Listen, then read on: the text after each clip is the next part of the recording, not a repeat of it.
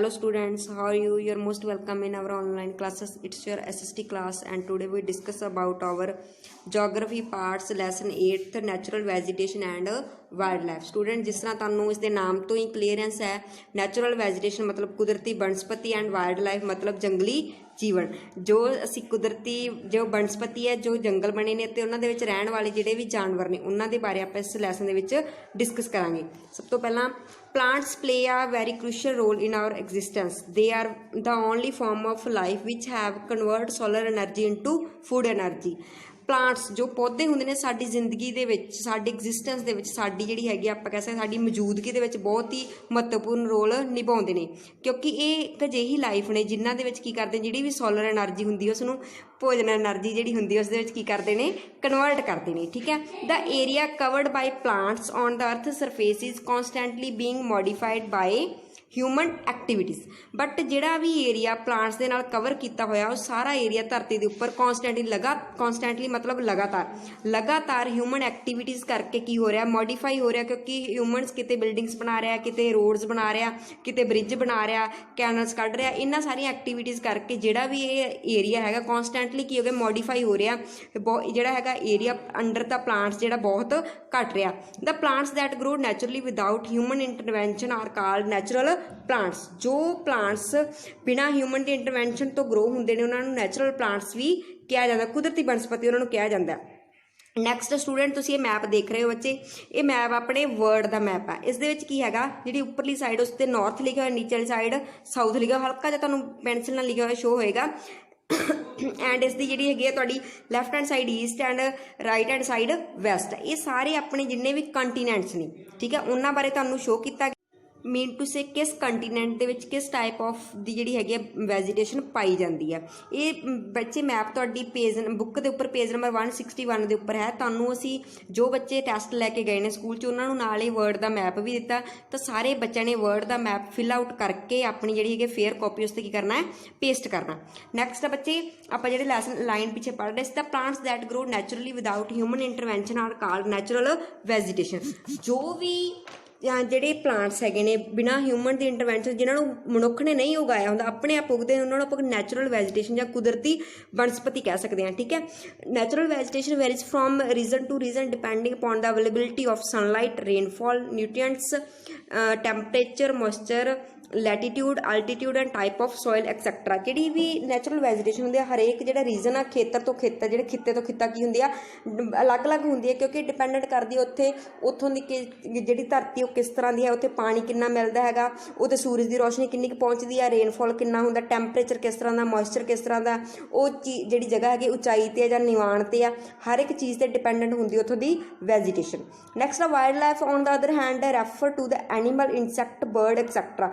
जी आप दूसरी गल करते हैं इस लैसन के स्टार्टिंग के पढ़िया मीनस कि आप लैसन का नेम ही की है नैचुरल वैजीटेशन एंड वाइल्ड लाइफ। तो नैक्सट जो वाइल्ड लाइफ हैगी आ जिस तरह एनीमल्स हो गए इंसैक्ट्स हो गए बर्ड्स हो गए ये भी नैचुरल इन्वायरमेंट है जिहड़े सारे की है ने नैचुरल इन्वायरमेंट साडी कुदरती जिहड़ी है इन्वायरमेंट उस दे विच रहिंदे ने। It is a significant part of our environment and is influenced by the climatic and physical conditions of a place. ये भी साडा इन्वायरमेंट उसका एक महत्वपूर्ण हिस्सा ने अते नाल ही की है जिहड़ियां भी क्लाइमेटिकल और फिजिकल चेंजिस होंदियां ने किसी भी प्लेस दी उस द्वारा की हुंदे रहिंदे ने हमेशा प्रभावित होंदे ने। Thus we have the large variety of flora and fauna. इस तरह आप कह सकते जीव जंतु अते बनस्पति की साडे कोल बहुत ज़्यादा की है वड्डी वैरायटी आ अते इन्हां नूं जिहड़ा हैगा इन्हां दे आधार ते अलग अलग पद्धर ते जिहड़े हैगे ने फॉरेस्ट ग्रासलैंड एंड श्रब्स नूं डिवाइड किया गया। एंड आप इस लैसन दे विच जिहड़े भी फॉरेस्टर्स ने उन्हां दी अगे टाइप्स होणगियां आप उन्हां टाइप्स बारे डिस्कस करना है। उन्होंने टाइप्स के नाल नाल उन्हां दे विच मिलण वाले जिहड़े वाइल्ड लाइफ है मिलने वाले जीव जंतु आप उन्हां बारे भी गल करनी है। नैक्सट आप बच्चे मूव करते हैं forests trees and shrubs growing together at a particular place is called forest. जंगल जंगल की होंदा जिथे दरख्त अते झाड़ियां एक पर्टिकुलर प्लेस के उपर इकट्ठे उगते हैं उन्होंने आप जंगल कह दिंदे आ। मनुख द्वारा लगाए गए पौधे नहीं होंगे कुदरती होंगे ने क्योंकि मनुख पौधे 1000 ला देगा 2000 ला देगा बट वो सिर्फ एक तरह के ट्रीज लगाएगा। श्रब्स ट्रीज इकट्ठे उगते हैं बिना ह्यूमन की इंटरवेंशन तो आप फॉरेस्ट कहने apart from trees shrubs bushes creepers grasses are also grow. इत्थे कल्ले कहते ट्रीज श्रब्स नहीं बशस भी होंगे ने क्रीपर्स जिहड़ियां लकड़ां वगैरह नाल लगदियां ने। ठीक है, ग्रासेस भी होंगे ने सारा कुछ फॉरेस्ट दे विच उगदा।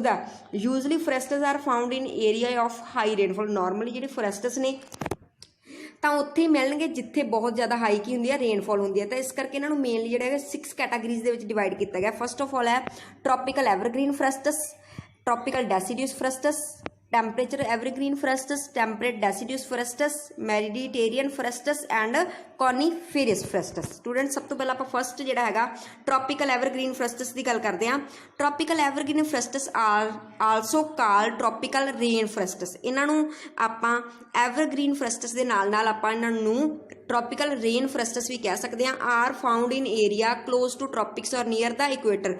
ये वो एरिया जो इक्वेटर के बिल्कुल नीयर हुंदा, क्योंकि इक्वेटर के नीयर जिहड़ी हैगी ज़्यादातर जिहड़ी हर दिन बारिश हुंदी है, इस करके इन्हां नूं रेनफॉल फोरेस्टस भी कहा जाता है। ठीक है। And they are found in Orinoco and Amazon basin of South America. South America के एमाजोन बैसन के भी मिलते हैं। And in Asia countries like Indonesia. Asia जिहड़ा अपना कंटीनेंट उहदे विच जिहड़ी इंडोनेशिया कंट्री है, ठीक है, इंडोनेशिया, मलेशिया, इंडिया एंड जैरे बेसन दे विच जिहड़ा जैरे बेसन अफ्रीका उहदे विच जिहड़े सारे आपां नूं ये वाले फोरेस्टस मिलते हैं। They occupy an area of about 79% of earth's land surface. ये नॉर्मली धरती का 79% एरिया जिहड़ा हैगा उन्होंने वो जिहड़ा इन्हां जंगलां ने की कीता होया, कवर किया होया। These regions are hot and receive heavy rainfall throughout the year. ये जिहड़ा रीजन बहुत ज़्यादा गर्म हुंदा है, क्योंकि जिहड़ा इक्वेटर हुंदा उत्थे तुहानूं बच्चे पहलां भी जिहड़ा अपने लैसनस दे विच कीता कि जिहड़ियां सूरज दीयां रेज ने, जिहड़ियां सन दीयां रेज ने, वो डायरैक्टली इक्वेटर के उपर पैंदियां ने, जिस करके उत्थों का जिहड़ा हैगा इवैपोरेशन बहुत होंदी है, जिस करके जिहड़ा उत्थों का एरिया बहुत ज़्यादा गर्म रहिंदा है। एंड उत्थे इवैपोरेशन ज़्यादा होने करके उत्थे रेनफॉल भी बहुत ज़्यादा होंदी है, जिस करके जिहड़ा वो एरिया हैवी रेनफॉल वाला तो बहुत ही ज़्यादा हॉट रहिंदा गा।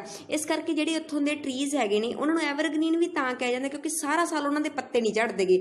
The trees don't shed leaves all together because there is no dry season, क्योंकि इकट्ठे सारिਆਂ ਦੇ पत्ते नहीं झड़ते, क्योंकि उत्थे कदे ड्राई सीजन आउंदा ही नहीं हैगा।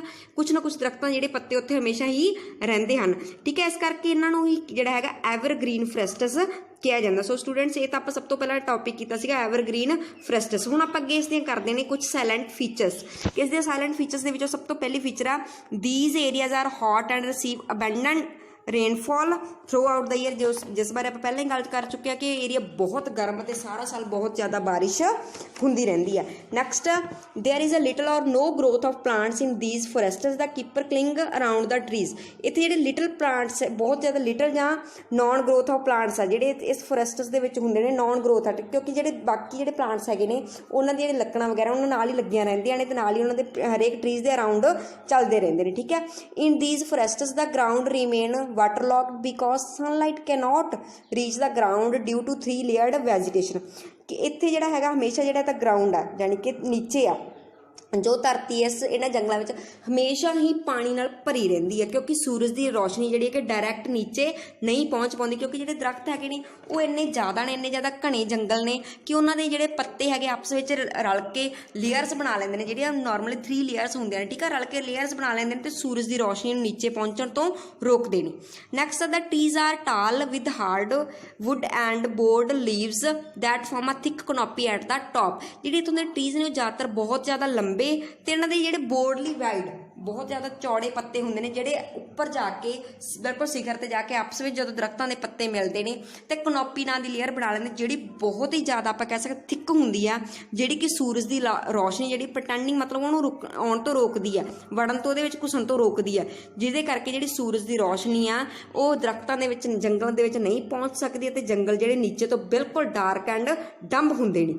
ठीक है। नैक्सट आ hardwood trees like rubber, mahogany, rosewood and ebony are found in these forests. तो ये कुछ हार्डवुड जिहड़े ट्रीज इन्होंने अपन दसने, जिस तरह रबर हो गया, रोजवुड हो गया, ये सारे ट्रीज सानू इन्हां जंगलों के विच मिलते हैं। सो स्टूडेंट सब तो पहला आपां कीता हैगा एवरग्रीन फोरेस्टस। एवरग्रीन फोरेस्टस की हुंदे ने, ये ज़्यादातर आपां नूं इक्वेटर के नीयर मिलते हैं तो बहुत ज़्यादा रेनफॉल होंदी है। इहदे जिहड़े कुछ साइलेंट फीचर्स हैगे ने, ज़्यादातर न्यू प्लांट्स जिहड़ी हैगी आपां कह सकते हैं कि जी ग्रोथ वो बिल्कुल रुकी हुई होंगी है। इस तो इलावा इतने जो अलग अलग तरह के अपन ट्रीज वगैरह ये मिलते हैं, जिस तरह रबर हो गया, महागोनी हो गया, इस कनोपी लेयर होंगी है।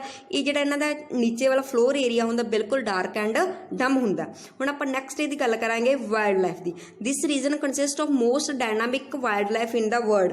इत्थे सब तो ज़्यादा डायनामिक जिन्होंने आप चलती फिरती कह दें है। ठीक है। चलित ठीक है। चलित जी आप कह सकते हैं वाइल्ड लाइफ मिलती है वर्ल्ड की animal such sloths apes monkeys organs gorillas tree lizard bat tree iguanas ये सारे तरह के ਜਿਹੜੇ जानवर ने ਆਪਾਂ ਨੂੰ ਇੱਥੇ ਮਿਲਦੇ ਨੇ ਨਾ ਟਰੀਜ਼ ਦੇ ਵਿੱਚ। It also has a variety of snakes like pythons cobra pit vipers and कैट्रिक्स। ठीक है, ये सारे ਜਿਹੜੇ जानवर ने सारे सॉरी ਜਿਹੜੇ स्नैक्स ये टाइप्स ऑफ स्नैक्स ने पैंथॉन्स ਜਿਹੜੀ ਕਾਫੀ ਐਂਡ ਕੋਬਰਾਜ਼ ਉਹ ਸਾਰੇ ਵੀ ਆਪਾਂ ਨੂੰ ਜਿਹੜੇ ਹੈਗੇ ਨੇ स्नैक्स ਦੀ ਵੈਰਾਈਟੀ ਉਹ ਵੀ ਸਾਰੀ ਆਪਾਂ ਨੂੰ ਇੱਥੇ ਮਿਲਦੇ ਹਨ। ਵਰਲਡਸ ਲਾਰਜੈਸਟ स्नैक ਦੁਨੀਆ ਦਾ ਸਭ ਤੋਂ ਲੰਬਾ ਵੱਡਾ ਜਿਹੜਾ स्नैक ਹੈਗਾ ਐਨਾਕੋਡਾ ਉਹ ਵੀ ਸਾਨੂੰ ਐਵਰਗ੍ਰੀਨ ਫੋਰੈਸਟਸ ਦੇ ਵਿੱਚ ਮਿਲਦਾ। ਇਸ ਤੋਂ ਇਲਾਵਾ ਹੋਰ ਕਾਫੀ ਸਾਰੇ ਬਰਡਸ ਹੈਗੇ ਨੇ, ਠੀਕ ਹੈ, ਐਂਡ ਕ੍ਰੋਕੋਡਾਈਲਸ ਵਗੈਰਾ ਹੈਗੇ ਨੇ, स्नैक्स ਹੈਗੇ ਨੇ, ਉਹ ਸਾਰੇ ਜਾਨਵਰ ਜਿਹੜੇ ਸਾਨੂੰ ਇਸ ਜਿਹੜੇ ਐਵਰਗ੍ਰੀਨ ਫੋਰੈਸਟਸ ਨੇ ਉਹਨਾਂ ਦੇ ਵਿੱਚੋਂ ਮਿਲਦੇ ਨੇ। ਸਟੂਡੈਂਟਸ ਸੋ ਆਪਾਂ ਫੋਰੈਸਟਸ ਦੀ ਗੱਲ ਕਰ ਰਹੇ ਸੀਗੇ ਤਾਂ ਫੋਰੈਸਟਸ ਦੇ ਨਾਲ ਆਪਾਂ ਜਿਹੜੇ ਕਿ ਅੱਜ ਫਸਟ ਟਾਈਪ ਕੀਤੀ ਹੈਗੀ ਆਪਣੀ ਟ੍ਰੋਪੀਕਲ ਐਵਰਗ੍ਰੀਨ ਫੋਰੈਸਟਸ। ਇਹਦੇ ਵਿੱਚ ਆਪਾਂ ਇਹ ਕਿਹੜੇ ਨੇ ਕਿਹੜੇ ਜੰਗਲ ਨੇ ਕਿੱਥੇ ਮਿਲਦੇ ਨੇ ਅਤੇ ਇਹਨਾਂ ਦੇ ਵਿੱਚ ਕਿਸ ਤਰ੍ਹਾਂ ਦੇ ਜਿਹੜੇ ਸਾਇਲੈਂਟ ਫੀਚਰਸ ਹੁੰਦੇ ਨੇ, ਇਸ ਤੋਂ ਇਲਾਵਾ ਇੱਥੋਂ ਦੀ ਵਾਈਲਡ ਲਾਈਫ ਕਿਸ ਤਰ੍ਹਾਂ ਦੀ ਆ ਆਪਾਂ ਉਹਨਾਂ ਬਾਰੇ ਡਿਸਕਸ ਕੀਤਾ। ਨੈਕਸਟ ਜੰਗਲਾਂ ਬਾਰੇ ਆਪਾਂ ਆਪਣੇ ਨੈਕਸਟ ਵੀਡੀਓਜ਼ ਦੇ ਵਿੱਚ ਡਿਸਕਸ ਕਰਾਂਗੇ। Thank you, have a good time.